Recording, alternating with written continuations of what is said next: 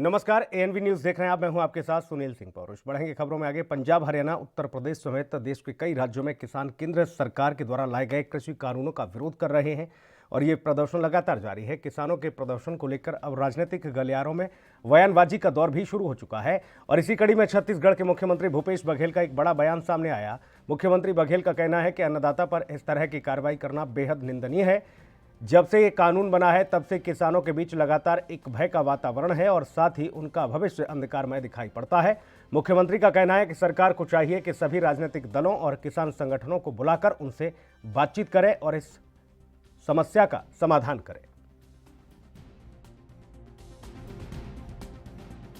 किया जाना बेहद निंदनीय है। सरकार को चाहिए कि उनको बुला के बात करें, उनके प्रतिनिधियों से बात करें, क्योंकि जब से ये कानून बना है तब से लगातार किसानों के बीच में एक भय का वातावरण है और साथ ही आने वाले भविष्य उनका अंधकार में दिखाई पड़ता है। ऐसे में केंद्र सरकार को चाहिए कि सभी राजनीतिक। उधर भोपाल में गुरुवार को शिवराज सरकार की कैबिनेट की बैठक हुई और इस बैठक में आपको बता दें मुख्यमंत्री शिवराज सिंह चौहान की अध्यक्षता में यह बैठक हुई जिसमें एक महत्वपूर्ण फैसला लिया गया। शिवराज के मंत्रियों को अब हर महीने अपने अपने विभाग का रिपोर्ट कार्ड देना होगा। चुनाव में प्रचंड जीत के बाद हुई इससे पहली कैबिनेट की बैठक में तय किया गया कि सभी मंत्री हर सप्ताह सोमवार को अपने विभाग के कामों की समीक्षा करेंगे और आपको बता दें कि इस आधार पर हर महीने विभागों को रेटिंग दी जाएगी। मुख्यमंत्री ने कहा है कि सभी मंत्री आत्मनिर्भर मध्य प्रदेश के रोड मैप पर तेजी से काम करें। बैठक में मुख्यमंत्री ने सभी मंत्रियों से कहा है कि उपचुनाव में जनता ने जिस प्रचंड बहुमत से जीत दिलाई है उसके बाद सरकार की जिम्मेदारी और बढ़ जाती है, इसलिए अब बिना समय गंवाए मध्य प्रदेश में विकास के लिए सभी को काम करना है और हर महीने मंत्री अपने विभाग के कार्यों का लेखा जोखा देंगे, यानी कि रिपोर्ट कार्ड देंगे।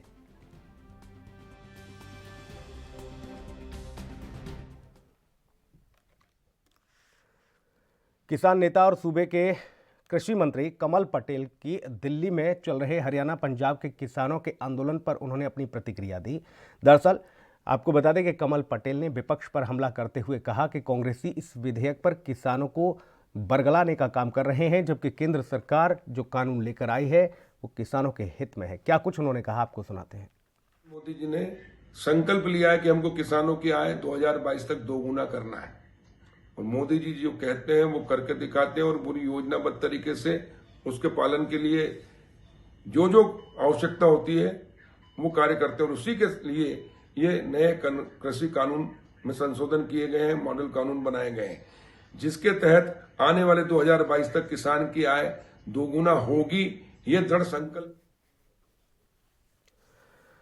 खबर छत्तीसगढ़ के बिलासपुर से है, जहां पर वेलकम डिस्टिलरी प्राइवेट लिमिटेड यानी कि शराब की फैक्ट्री में स्वास्थ्य सुविधाओं के नाम पर गंभीर लापरवाही बरती जा रही है। दरअसल शराब फैक्ट्री में काम कर रहे सैकड़ों मजदूर जो कि सुविधा उनको मिलनी चाहिए वह सुविधा नहीं मिल पा रही है और ना ही स्वास्थ्य के लिए डॉक्टर जो है शराब फैक्ट्री में मौजूद रहते हैं। इस दौरान कांग्रेस कमेटी के नगर अध्यक्ष देवेंद्र कश्यप ने कहा कि स्थानीय शराब की फैक्ट्री में मजदूरों का शोषण किया जा रहा है, श्रम कानूनों की सरेआम धज्जियां उड़ाई जा रही हैं। ठेकेदार शराब फैक्ट्री प्रबंधनों की तरफ से मजदूरों के साथ तनख्वाह देने के लिए किए गए वादे के बाद भी मजदूरों को कम से कम तनख्वाह में काम कराते हैं और इतना ही नहीं, तमाम मानकों के विपरीत इस फैक्ट्री में काम किया जाता है।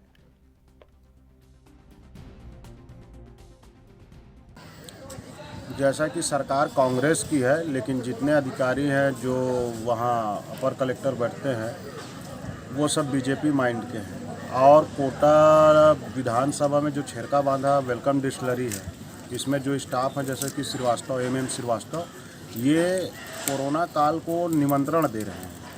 ये महामारी जब फैलेगी ना तो इनका बाप नहीं बचा पाएगा ये आसपास के नगर को और ग्राम पंचायत को। वहाँ का दूषित पानी, वहाँ का केमिकल, वहाँ का शराब और वहाँ जैसे सीसी बाटलिंग से जो लेबरों को काम कराया जाता है, यदि कट गया, हाथ फट गया, एक्सीडेंट हो गया, किसी प्रकार का अप्रिय घटना घट गई तो वहाँ ना तो मेडिसिन का व्यवस्था है ना अस्पताल है। मान लो आप कोटा अस्पताल यहाँ लाते हैं वहाँ से 8 किलोमीटर दूर, तो यहाँ भी वही आलम है कि रिफ़र कर दो, यहाँ भेज दो, वहाँ भेज दो। ये वेलकम डिस्टिलरी नहीं है, ये जानलेवा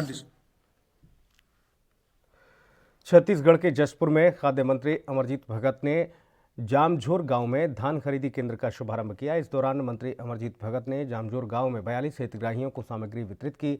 साथ ही उन्होंने गांव में सांस्कृतिक भवन और कांसावेल के साथ ही कोतबा में शव वाहन उपलब्ध कराने की घोषणा की।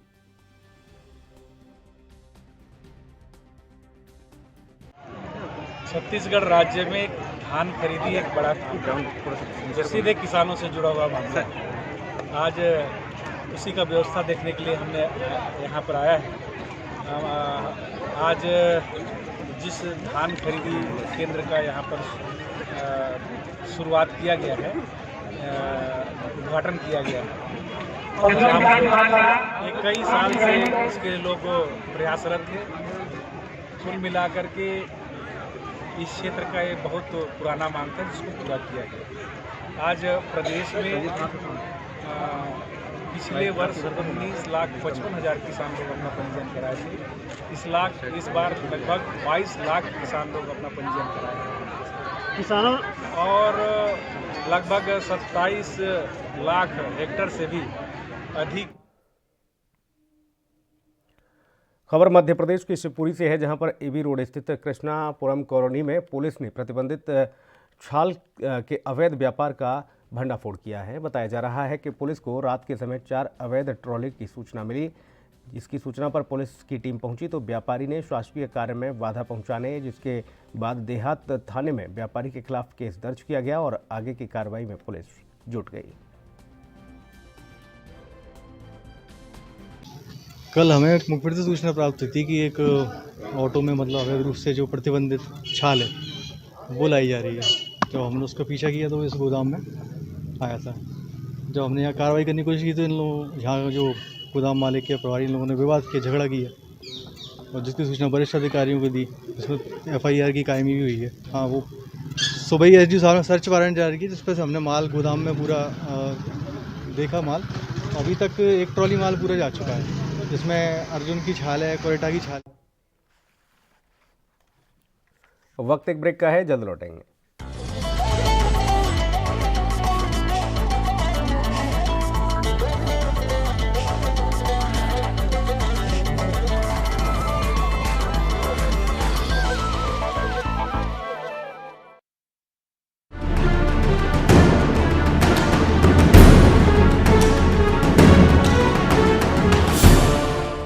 एक निजी यूनिवर्सिटी का काला सच, BTech, MTech, BBA, engineer teacher बनाने का काला खेल।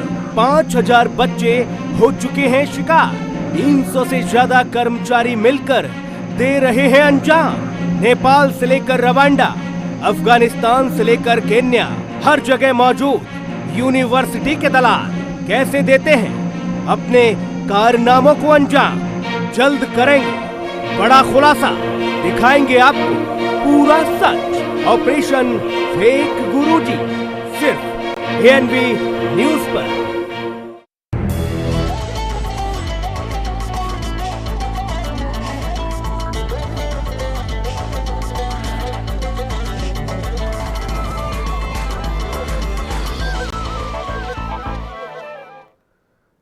ब्रेक के बाद स्वागत है आपका। बढ़ेंगे खबरों में आगे। अनुसूचित जाति विकास प्राधिकरण के उपाध्यक्ष किस्मत लालचंद ने आपको बताने कहा है कि प्राधिकरण में पामगढ़ को भी प्रतिनिधित्व मिलेगा। उन्होंने कहा कि भारतीय संविधान के प्रति सभी को जागरूक रहना चाहिए और विद्यार्थी चाहे किसी भी भविष्य का हो, लेकिन उसे संविधान की जानकारी होनी चाहिए। इसके पूर्व वह NSUI के कार्यकर्ताओं के साथ पामगढ़ के हृदय स्थल डॉक्टर अंबेडकर चौक पहुंचे और उनकी प्रतिमा पर माल्यार्पण किया। इसके बाद वह कुछ समय के लिए विश्राम गृह में रुके और स्थानीय लोगों के साथ मुलाकात की, फिर मस्तूरी के लिए रवाना हुए। सर, यहाँ आने का उद्देश्य अपना क्या था? यहाँ आने का उद्देश्य ये था कि आज पूरे देश में 26 नवंबर को भारतीय संविधान दिवस मनाया जा रहा है। तो इसमें कुछ कार्यकर्ता मुझको आमंत्रित किए थे और वो एक मस्तूरी में एक हमारे एक सामाजिक कार्य है, वहाँ भी मेरे को पहुँचना था। तो इसी कारण फिर मैं यहाँ से गुजर रहा था तो फिर यहाँ रुका और यहाँ संविधान दिवस के रूप में एक जगह कार्यक्रम हुआ है, तो वहाँ मैं उद्बोधन भी दिया और उसके बाद अभी आगे हम लोग मजदूरी के लिए निकल रहे हैं। संविधान दिवस पर आप पामगढ़ वासियों को कुछ संदेश देना चाहते हैं? मैं तो वहाँ पे पामगढ़ वासियों को ये कहना चाहूँगा कि भारतीय संविधान के प्रति सबको जागरूक रहना है और विद्यार्थियों को ये कहना चाहूँगा कि चाहे वो किसी भी विषय का विद्यार्थी हो, लेकिन उसको छत्तीसगढ़ के रायपुर से खबर है, जहां पर बेमौसम बारिश ने किसानों की चिंताएं बढ़ा दी हैं। आपको बता दें कि छत्तीसगढ़ में 1 दिसंबर से धान खरीदी होनी है और फसल पककर तैयार हो चुकी है। कई स्थानों पर फसलों की कटाई भी हो चुकी है, लेकिन ये फसलें मौसम की मार से ख़राब हो रही हैं। किसानों के मुताबिक करीब 30% फसलों के ख़राब होने का अनुमान है। किसानों का कहना है कि अगर बारिश बंद नहीं हुई तो 20 से 30% नुकसान की संभावना है।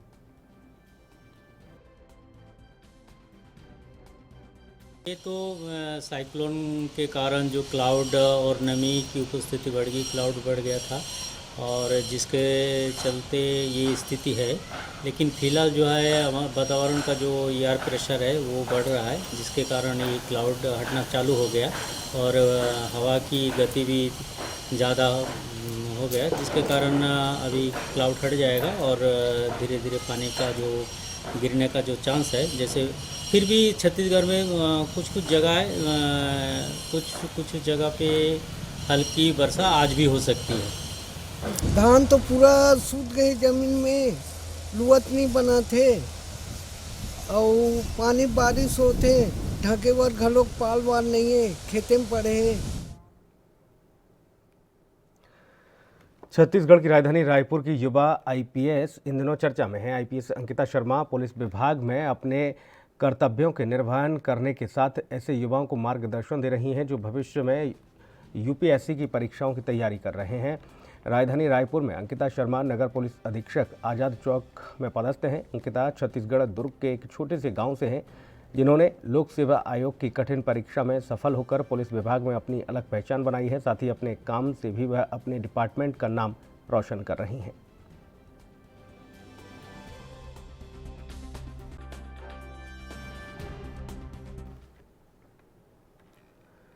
छत्तीसगढ़ के कोंडा गांव में प्रशासन की बड़ी लापरवाही देखने को मिल रही है, जहां पर परस गांव का मुक्तिधाम में आपको बता दें कि शवों के साथ नगर पंचायत का पूरा कचरा भी डाला जाता है। दरअसल प्रभारी सीएमओ दिनेश की उदासीनता के चलते मुक्तिधाम अब यहां शराब प्रेमियों का अड्डा बनता जा रहा है। आप तस्वीरों में देख सकते हैं कि मुक्तिधाम में शराब की खाली बोतलें पड़ी हुई हैं। साथ ही मुक्तिधाम में पानी और लाइट की व्यवस्था तक नहीं, और इससे साबित होता है कि प्रशासन इस ओर कितना सजग है।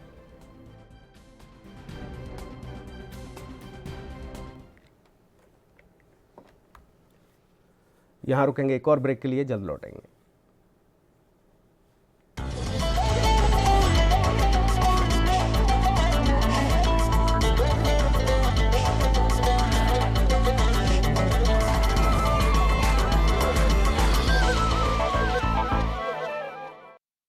क्या आप दुबले पतले कमजोर हैं? आपकी सेहत नहीं बनती, भूख कम लगती है, वजन नहीं बढ़ता। दरअसल मेन बात खाना पीना खाना नहीं है, मेन बात है खाया पिया लगना। और अगर खाया पिया लगेगा ही नहीं तो सेहत बनेगी कैसे? इसलिए हमारी संस्था सन्यासी आयुर्वेदा ने एक ऐसी दवा बनाई है जो कि आपके पाचन तंत्र को, आपके लीवर सिस्टम को ठीक करने का काम करती है, ताकि आप जो भी खाएं उसका पूरे का पूरा निचोड़ आपके शरीर को लगे, आपकी भूख बढ़े, खाया पिया सही से लगे, नया खून बने, हड्डियों में जान आए, वजन बढ़े, ताकत बढ़े, चेहरे पर नूर आए और आप मोटे तगड़े खूबसूरत पर्सनैलिटी के मालिक बन जाएं। यह दवा पूरी तरह से आयुर्वेदिक होती है। इसका शरीर पर कोई भी साइड इफेक्ट, कोई भी नुकसान या दुष्प्रभाव नहीं होता। लड़के लड़कियां दोनों इसका इस्तेमाल कर सकते हैं और पहले 15 दिन के अंदर ही आपको इसका असर महसूस हो जाएगा। सिर्फ 650 रुपए की पूरे 1 महीने की दवा होती है और आप इसे घर बैठे 01145454545 पर फोन करके दवा मंगवा सकते हैं।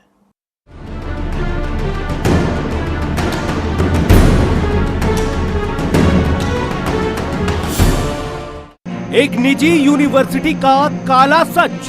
BTech, MTech, BBA, engineer teacher बनाने का काला खेल।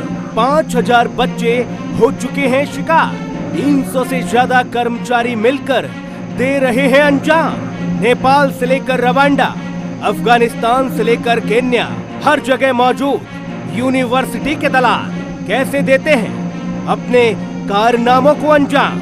जल्द करेंगे बड़ा खुलासा, दिखाएंगे आपको पूरा सच। ऑपरेशन फेक गुरुजी, सिर्फ एएनबी न्यूज पर।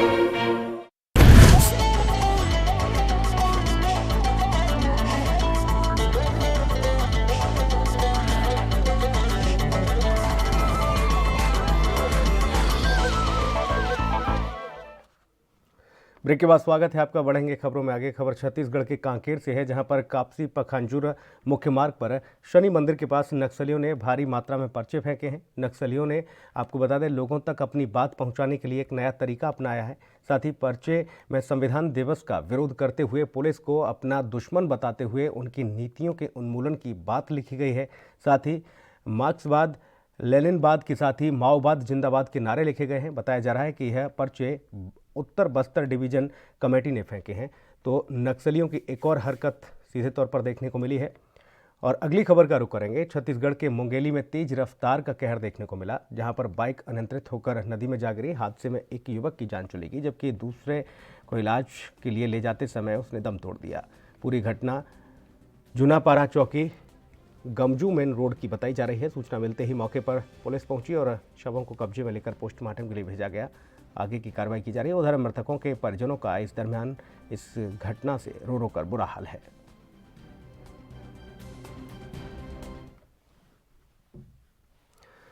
छत्तीसगढ़ की राजधानी रायपुर में सरकार की गाइडलाइन की खुलेआम धज्जियां उड़ाई जा रही हैं, जहां सोशल डिस्टेंसिंग को पर रखकर आपको बता दें कि परिवार के छोटे बच्चे से लेकर बुजुर्ग बिना मास्क पहने निकल रहे हैं। तो वहीं अब ये देखना होगा कि ऐसे लोग कब तक सरकार की बात पर अमल करते हैं।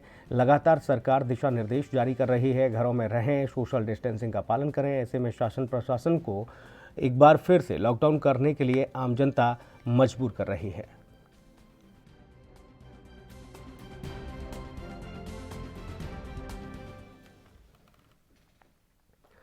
मध्य प्रदेश के रीवा में कृष्णा राज कपूर ऑडिटोरियम में होमगार्ड और नागरिक सुरक्षा, आपदा प्रबंधन, सिविल डिफेंस वॉलंटियर का एक दिवसीय प्रशिक्षण रखा गया, जिसमें मुख्य अतिथि रीवा संभाग के कमिश्नर राजेश जैन की उपस्थिति में होमगार्ड संभागीय अधिकारी और होमगार्ड डिस्ट्रिक्ट कमांडेंट की उपस्थिति में रीवा जिले में करीब 100 सिविल डिफेंस वॉलंटियर के प्रशिक्षण का शुभारंभ किया गया। इस दौरान रीवा कमिश्नर ने कहा कि एक दिवसीय कार्यशाला ऑडिटोरियम में आयोजित की गई है, जिसमें होमगार्ड और नागरिक सुरक्षा मंच के तत्वाधान में आगे इसे बढ़ाया गया है। संगठन ने देश के कई शहरों में आपदाओं में बढ़ चढ़कर हिस्सा लिया है और सफलता हासिल की है, जिसमें से आंधी, तूफान, बाढ़, आपदा जैसे कई जो बड़ी जघन्य घटनाएं हुई हैं, हर जगह संगठन आगे आकर मदद करता रहा है। और यहां तक कि कोरोना संकट काल में भी संगठन के द्वारा काफ़ी मदद की गई है लोगों की। एक दिवसीय कार्यशाला यहाँ आयोजित की गई है। होमगार्ड एवं नागरिक सुरक्षा मध्य प्रदेश के तत्वाधान में सिविल डिफेंस वॉलंटियर आपदिक स्थिति में बहुत महत्वपूर्ण भूमिका का निर्वाह करते हैं और ये निष्काम और निस्वार्थ भाव से सेवाभावी संगठन है, जो संकट के समय, चाहे वो बाढ़ हो, चाहे तूफान हो, आंधी हो, भूकंप हो या अन्य कोई भी इसका, अभी कोरोना के समय में भी इन्होंने बड़ा उत्कृष्ट कार्य किया। तो निश्चित रूप से इस कार्यशाला में लोग बाग जो भी और यहाँ सिखाया जाएगा उसको सीखेंगे और जो सिविल डिफेंस वॉलंटियर के कर्तव्य हैं उनका भली भांति निर्वहन आपतिक स्थिति में करेंगे। समाज में सिविल डिफेंस वॉलंटियर्स की भूमिका किसी भी आपदा के समय बहुत महत्वपूर्ण रहती है। हमारी इस एक दिवसीय कार्यशाला का उद्देश्य यह था कि सिविल डिफेंस वॉलंटियर्स को हम जागरूक करें और आपदा के समय हम इनकी मदद ले सकें। जैसा कि हम देखते हैं कि समाज में यह प्रत्यक्ष रूप से जुड़े रहते हैं और एक दूसरे की परस्पर सहायता करने के लिए तैयार रहते हैं। तो हमारा उद्देश्य यह है कि हमने रीवा ज़िले में 100 वॉलंटियर्स को तैयार किया है और इनको यहाँ पर एक दिवसीय ट्रेनिंग के लिए मध्य प्रदेश के विभिन्न ज़िलों से आए हुए प्लाटून्स कमांडर हैं, जो इनको ट्रेनिंग देंगे, डिमॉन्स्ट्रेशन देंगे, मॉक ड्रिल देंगे एवं किसी भी आपदा के समय यदि आपके पास उपकरण ना हो तो इम्प्रोवाइज मेथड के माध्यम। मध्य प्रदेश के उज्जैन में महाकालेश्वर मंदिर क्षेत्र के आसपास लॉकडाउन के बाद से पॉकेट मार गैंग सक्रिय हो गया है। एक महीने में ही मंदिर के आसपास से मोबाइल और पर्स के साथ ही चेन स्नैचिंग की घटनाएं सामने आ रही हैं। ये घटनाएं लगातार बढ़ रही हैं और अब एक मोबाइल चोरी का live CCTV footage social media पर वायरल हो रहा है, जिसके बाद मंदिर समिति और मंदिर पुलिस प्रशासन पर सुरक्षा को लेकर भी सवाल उठने लगे हैं। वहीं पुलिस अब मामले की जाँच कर रही है।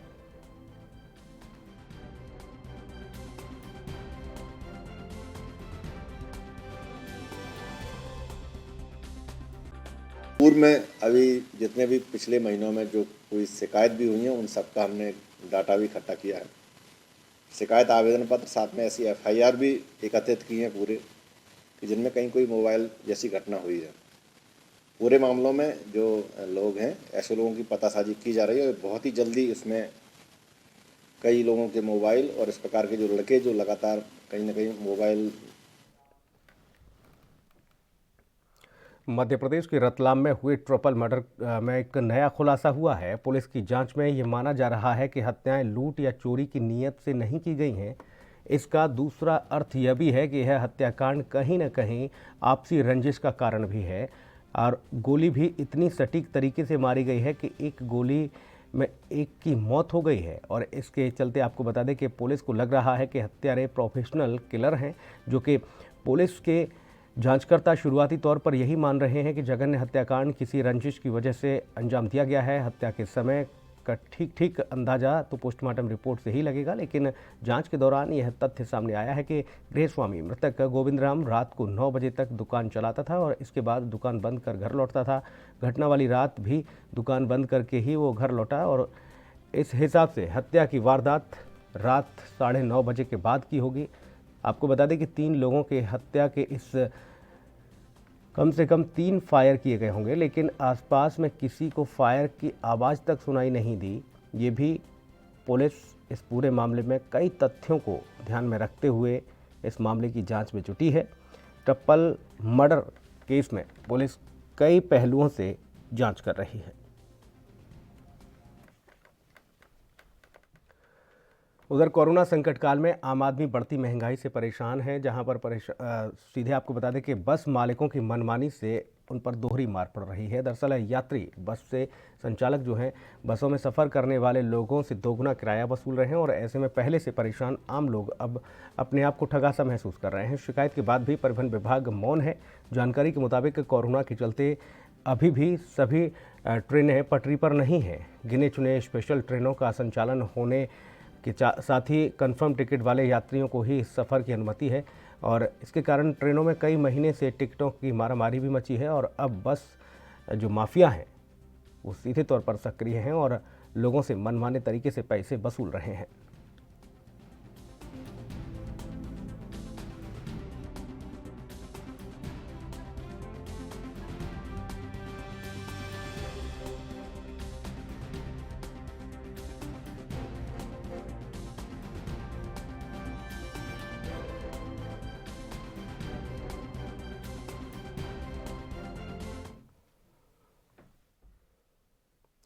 मध्य प्रदेश के उज्जैन के थाना जीवाजीगंज क्षेत्र में महेश पोरवाल के पिसाई केंद्र पर पूर्व एडीएम और खाद्य विभाग के अधिकारियों ने दबिश दी, जहां पर मौके से करीब 800 किलो पिसी मिर्ची में डस्ट की मिलावट पाई गई, जिसके बाद महेश पोरवाल के खिलाफ कानूनी कार्रवाई के आदेश जारी किए गए। साथ ही सप्ताह भर में आपको बता दें कि महेश पोरवाल के अवैध बने पिसाई केंद्र को निगम और जिला प्रशासन की संयुक्त टीम ने जमींदोज कर लोगों और मिलावटखोरों को स्पष्ट संदेश दिया है कि गलत कार्य करने वालों पर किसी भी तरह की यहाँ उनको ढिलाई नहीं दी जाएगी, उन पर सख्ती से कार्रवाई की जाएगी। ये कार्रवाई एक आयुष पिसाई केंद्र, ये एक मसाला फैक्ट्री सहस्त्र क्षेत्र में चलाई जा रही थी, तो उस पर कार्रवाई की है। 21 तारीख को फूड एंड एडल्ट्रेशन विभाग द्वारा, यानी इनके मसाले की मिर्च का कारोबार ये करते हैं, मिर्च पिसाई का, तो इनका सैंपल लिया गया था। तो इनके 5 सैंपल में से राज्य स्तरीय प्रयोगशाला से 4 सैंपल अमानक स्तर के पाए गए। इसलिए यानी उसमें चूँकि मिलावट थी इसलिए। और इस बुलेटिन में इतना ही। नमस्कार।